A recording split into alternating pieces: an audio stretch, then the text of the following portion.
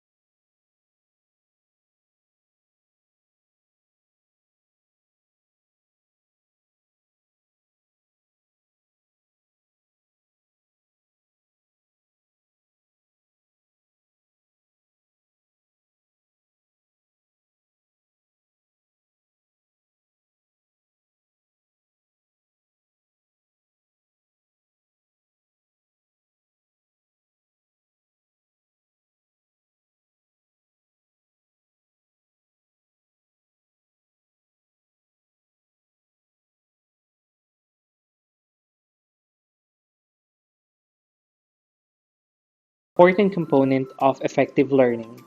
Feedback improves learners' confidence, motivation to learn, and ultimately, a learner's attainment. When you create and you find it highly successful without anyone giving you feedback, it's a game of chance. In the corporate world, time and money are wasted when you leave things by chance. The same goes with web page creation. Feedback is very important. For today's lesson, we're going to discuss ICT project maintenance. Our learning objectives are as follows. At the end of the lesson, you should be able to evaluate the effectiveness of your online campaign through user feedback, improve online campaign using various tools, and check the impact of your online campaign. Our key terms, we have survey or feedback form, Google Forms including the sidebar menu, and the features of Google Form. So, in creating online surveys or feedback forms, the internet will give you plenty of options in gathering your audience feedback. The only difference that you and your group may notice is that how these services are being presented. Some of them, because they are free to use, may have too many ads or some features are lacking. In any case, it is your group's choice which of these services is not cumbersome to reach your objectives. Now, let's proceed on how to create feedback forms using Google Forms. So Google offers one of the easiest way to gather user feedback. Google Forms allow your audience to answer a set of questions you have set. These can be used for surveys, feedback, online registrations, and customer care support. User feedback actually is a very essential way or tool in improving your site websites because basically your site visitors will have their say about your strengths and weaknesses. I'll give you an example of a good feedback. When you shop on a online shopping application such as Shopee and Lazada, okay, one consideration that we make when we buy some products or services is that we check the rating of our customers, the rating of the customers, okay? Once we see that their feedback is good, then we are really engaged to buy that particular product. But if the rating is low, okay, so we need to move to other products that we want, okay? Because we as customers, we need to have the quality that we want for that particular product or service. Okay? So, how do we do feedback using Google Forms? So, this will allow you to answer a set of questions, okay, that you have set. It may be in a multiple choice, it may be a checkbox, or it may be as simple sentence, and so on for us to gather some feedback, okay, on our audience. So how do we access Google Forms? You just need to open your browser and go to www.drive.com or https docs.google.com/forms. Okay?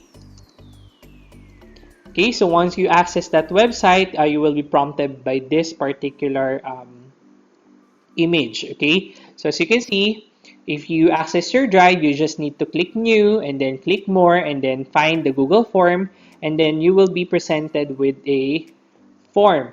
Okay, and then on that particular form, you can now edit the information. So this is an example of a survey form that I made before. So this is about the alumni homecoming in 2017. So they need to answer some information based on the details that I have placed on the Google form.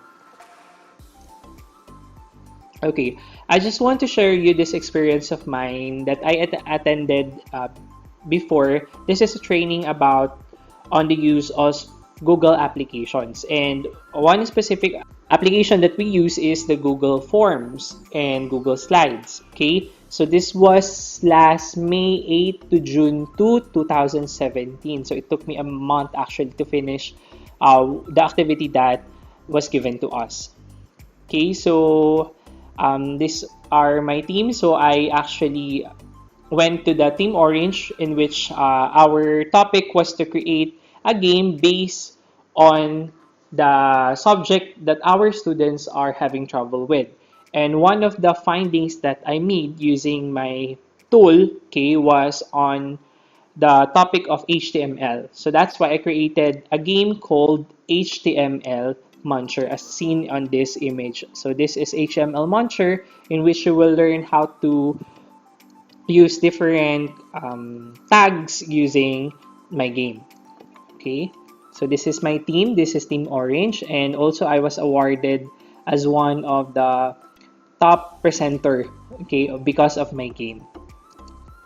Okay, so how did I go about on that particular game? So what I did is I created a game-based form in which I will be asking some questions about the students' struggles. Okay, so I will be getting their email. Then after that, I will get their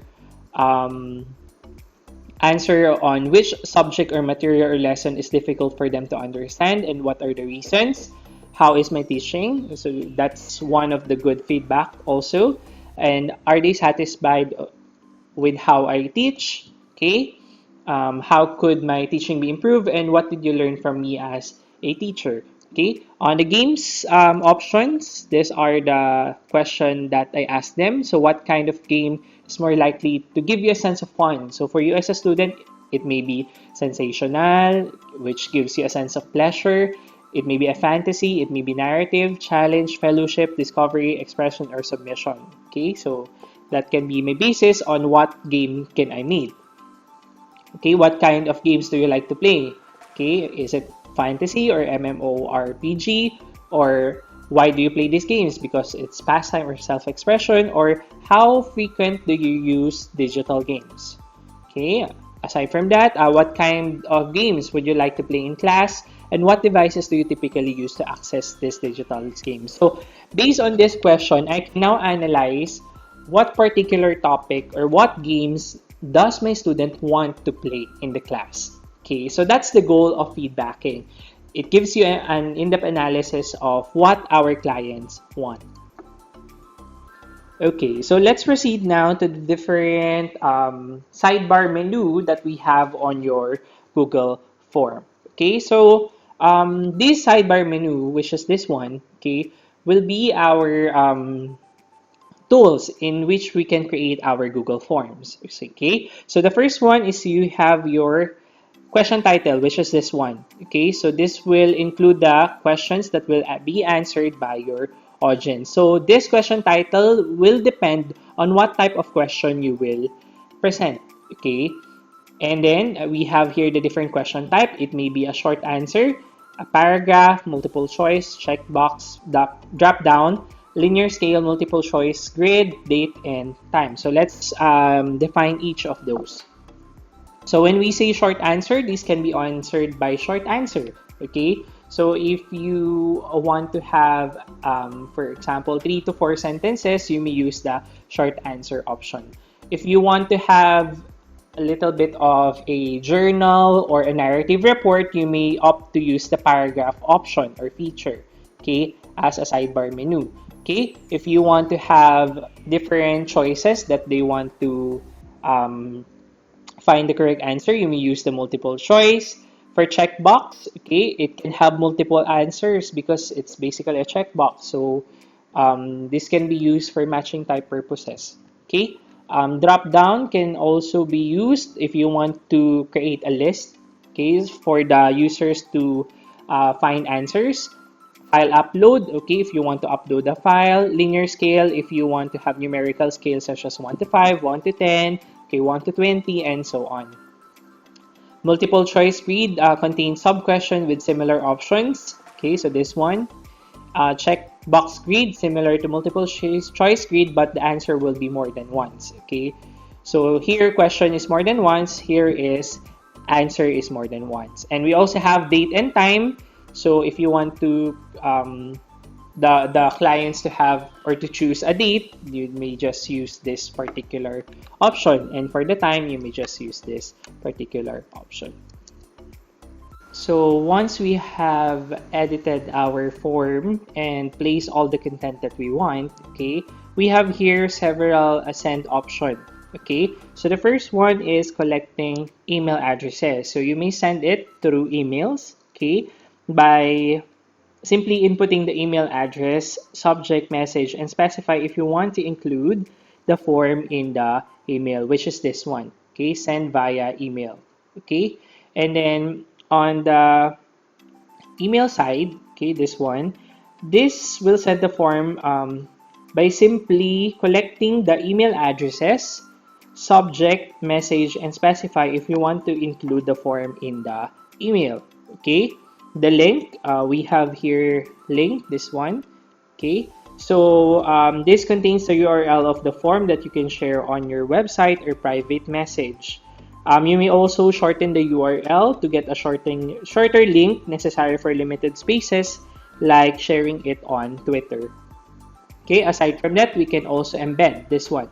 So embedding HTML contains an embedded code that you can attach to your HTML file. Okay, aside from that, we can also click the social media buttons, this one. Okay, this will allow you to share the link via Facebook or via Twitter. Okay, we also have this add collaborators. This is add collaborators. This will allow others to edit your form necessary when working with groups. So if you want to have this particular form later on when you will be having your practical research, so you need to add collaborators so that your classmate will be included on that particular form. Okay, so if you want to understand more about this particular option, you may just see page 210 in your book. Okay, let's proceed to other options. So sa other options, you can find here on the upper right corner of the Google Form interface, and you can see there the more options. Okay, so we have here customized theme. When we say customized theme, these changes the header, font style, and theme, and even the background color of your form. So that's customized theme. Okay, so this is the options that you can see on the customized theme: the header, the theme color, the background, and the font style. Okay, on the preview side, this will show you how the form will look like to someone who will answer it. So later on, when you will be having your Google form, you will see there an eye. So you just need to click that to get the preview. Okay, next we have settings. So these are additional features or settings for your form, which includes the following tabs. We have the general, which involves the person who will answer the survey. We have the presentation. Okay, this involves how the form will look. And we have quiz. Okay, so I know before you use Google Forms as a quiz. So teachers use the quiz option for the Google form so that you may take it as a quiz. Okay, And then we also have the send option. This will send the form via email, link, or embedded code. For more options, this will involve different options that allows you to manipulate the form and include the add-ons. Okay, and the last one we have Google account settings. This will allow you to add Google account, switch to another account, or even log off. Okay, if you want to further understand how these other options work, you may just see your book on page 211. So for us to have a deeper understanding on how Google Form works, let us watch this video on how to create a simple Google Form and how to download these files to have for analysis of data. Hello, it's Technology Central here, and welcome to this tutorial, which is a complete guide to Google Forms. To get started, you need to navigate to Google Forms. There'll be a link in the description. Once you've navigated to Google Forms, you'll also need to sign in using your Google account. If you don't have a Google account, you need to create one. There's a video on our channel about how to do that. Now you have a choice. Either create a new form or open an existing one. Existing forms will appear below this Recent Forms heading. Otherwise, we can create a new form. You can use the template gallery to look at some preset and pre-made forms, or we can create a new blank form. That's what we're going to do in this tutorial. We now have a series of options. Here is our basic blank form. Before we begin, there's a few things we need to set. The first is the name for our form. In the top left-hand corner, where it says Untitled Form, click here and then enter the name for your form. Finally, press Enter to save the name. You can also see the title of your form has been changed. Below the title of our form is a description. Simply click on it to enter the description. Now let's look at the appearance of our form. To change the style of our forms, come to Customize Theme here. Now you can choose the theme color, you can choose a header image, and you can choose the background color as so. We're going to choose this blue theme, and we're not going to include a header image. You can also change the font on your form as so. Now let's start adding some questions to our form. Here we have a basic question. Set the question in this question box.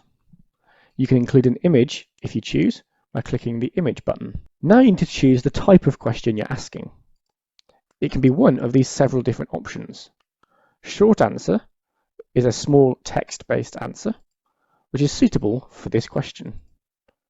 You can also allow them to enter a longer paragraph answer, choose from multiple choices, choose multiple different options, use a drop-down, or several other options. We'll cover some of these later on in this tutorial. We can also add a validation to the input for each question. To do that, come to the three dots and choose Response Validation. Here, there are several different types of validation that we can choose from. We can validate against a number, a text, a length, or a regular expression. I'm going to validate the length of the input and set a minimum character count to be 1. Therefore, any name must have at least 1 character. You can also add some custom error text here if you want to give a more useful error when someone gets this wrong. Let's look at how to add an extra question. Come to the plus button to add another question. For a multiple choice question, the person filling in the form will be able to select one option from the list of options you will give them. To set the options, enter each option here. To add another option, simply click where it says Add Option and another option will appear. To delete a question, simply come down to the delete button and click it. Now let's look at checkbox questions. Again, add a question and select checkbox. Here we have options in the same way as before. However, the person filling in your form can select as many of them as they choose. For drop-down questions, select drop-down from the type of question. Here again, we will add a series of options, and these will appear in a drop-down list for the user to select from. Finally, let's look at the date option. The date allows the user to enter a date which will be validated against the day, month, and year. Now, let's look at how to preview our form. To preview the form, come up to the Preview button up here in the top right-hand side. Here, you'll be able to see a version of the form where you can enter some data.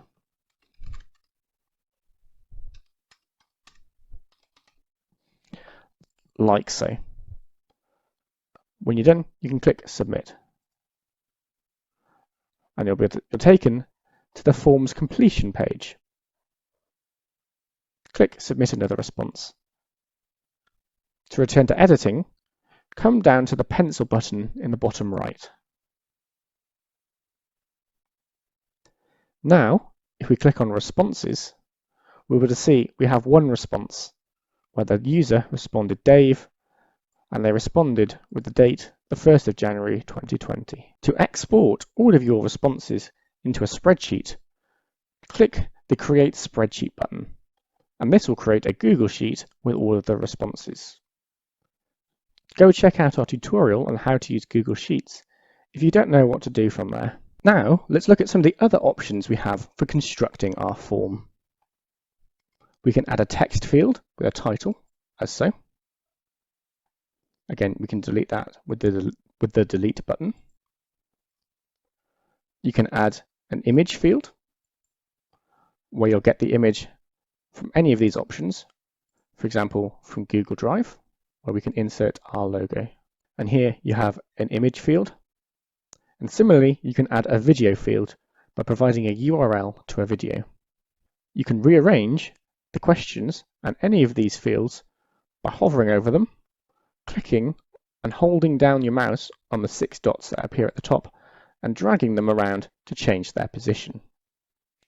Now you can see the image field is at the top.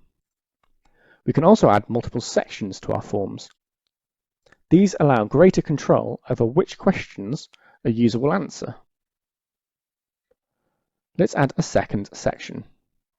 Here we have section 1 of 2, and when it's completed, you can choose to either continue to the next section, go to a specific section, or submit the form. This means that you can add control over how users step through your form. Multiple choice questions also have the ability to send you to different parts of your form based on the user's response.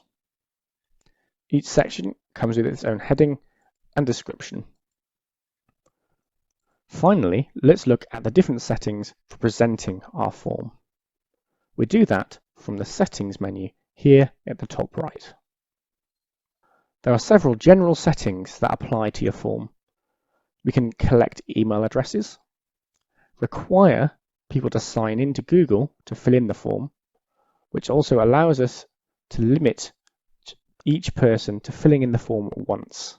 We can enable people that are filling in the form to edit it after they have submitted, and also so that they can see a summary of responses. Now let's look at the presentation settings. Here you can show a progress bar, choose the order questions are presented in, and customize the response message. This is the message that you see after they have submitted the form. Finally, there are some options for quizzes. This option allows you to turn your form into a quiz and assign points for every question. Once your form is complete, you'll need to send it to other people so that they can fill it in. To do that, come to the Send option. Here, you can send via email, send them a link to the form, or embed it in a HTML web page. You also have quick share options for Facebook and Twitter. You also have the option to collect email addresses of the people who are filling in your form as you go. That's all we've got to show you in this tutorial. I hope you found it useful. If you have, leave a like, subscribe, and leave us a comment. But for now, thanks for watching and goodbye. So in summary, user feedback is an essential way of improving your website. This will allow your site's visitors to have their say about the site's strengths and weaknesses. Google Forms allows your audience to answer a set of questions you have set, which can be improved as part of a spreadsheet and later used to create a chart. Google Forms allows you to use different question types. Text is a question that can be answered by a short text. Paragraph is a question that can be answered in long text. Multiple choice is a question that can be answered by only one answer in the set of options. Checkbox is a question that can be answered with multiple answers in a set of options. Choose from a list if it is similar to a multiple choice question, but the questions are revealed in a drop-down list. Scale is a question that can be answered with numerical range. And finally, grid is a question that contains sub-questions with similar options. You can view the summary of responses to your Google Forms by clicking on the Response tab. You may also export the summary to Google Sheets by clicking on the View Responses on the Sheets button, and you can save this spreadsheet locally on your hard drive by exporting it to Microsoft Excel.